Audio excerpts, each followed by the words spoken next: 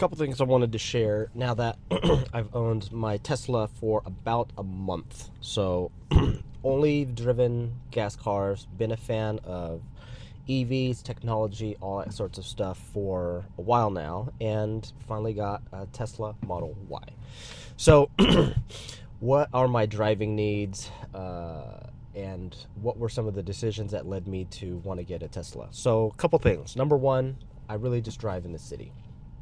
Majority of what we do is like I work from home. I'm in tech, and I literally just drive to the gym, drive to the grocery store, and maybe some local driving. But over the past month, nothing really excessive.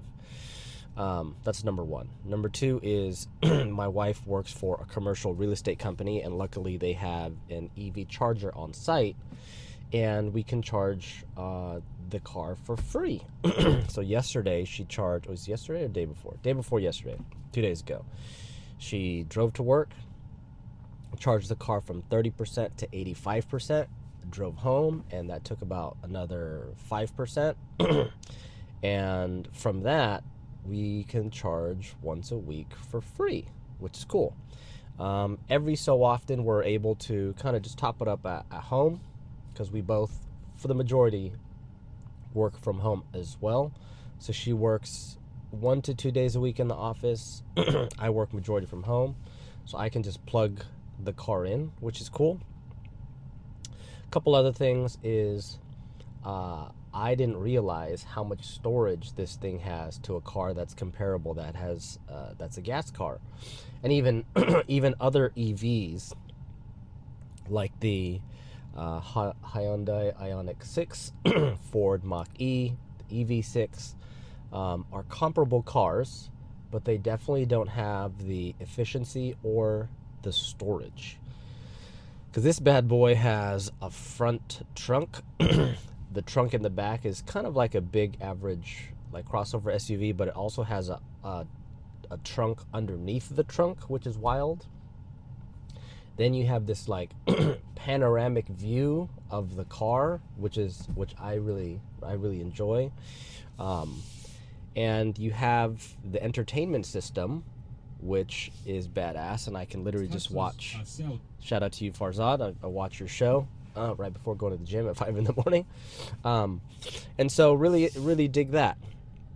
The other thing I really enjoy, and I have yet to see this in other EV cars or hear about this as well, is the app.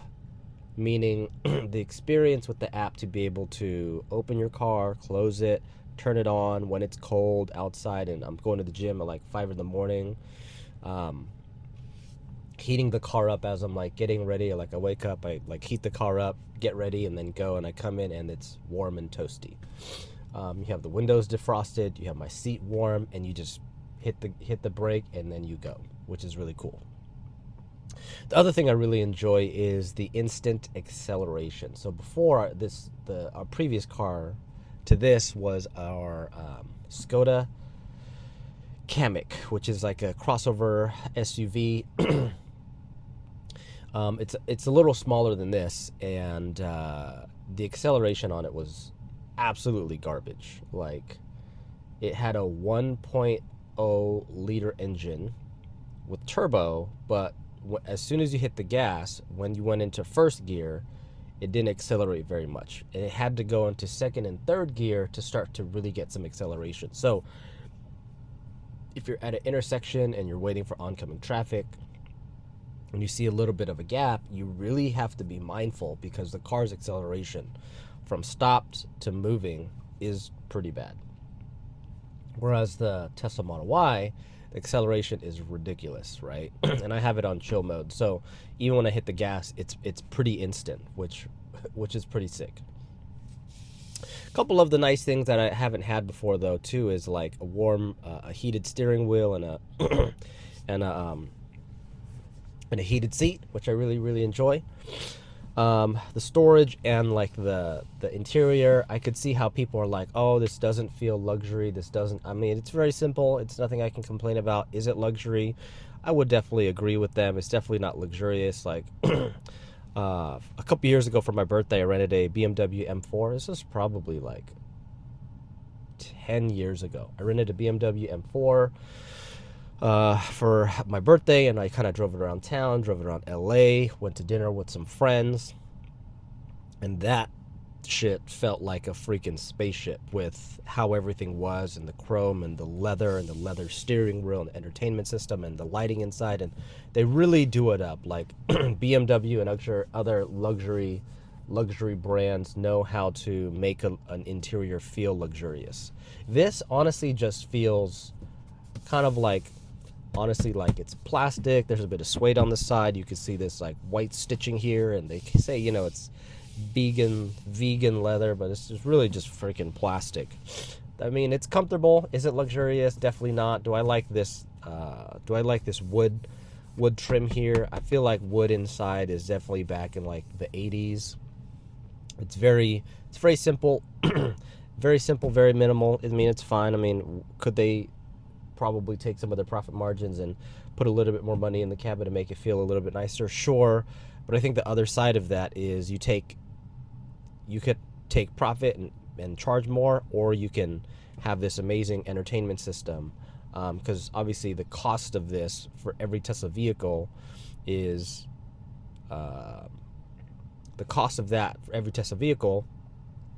essentially the same, and you're definitely not going to get the level of tech in other cars that you do in a Tesla. So it's like, I feel like for what you get and what you don't get, I feel like I would much rather have a more advanced entertainment system, screen, computer built in, than having a more luxurious feel. Now, I've also, you know, when you go to a Tesla store, you can also go inside a Tesla Model S, a Tesla Model X, things like that. You go in those, you're like, oh, these are $100,000 cars.